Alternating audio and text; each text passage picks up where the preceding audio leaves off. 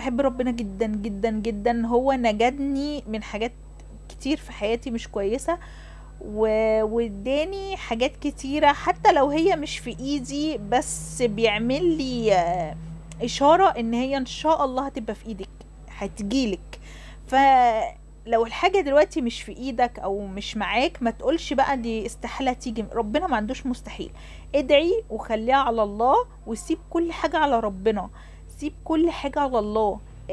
اتمنى بس وادعي من قلبك، حتى لو حاجة دي انت شايفها مستحيلة، ربنا ما عندوش مستحيل، هيحققها لك ولو بعد حين، ولو مش هيحققها لك هيعوضك عنها.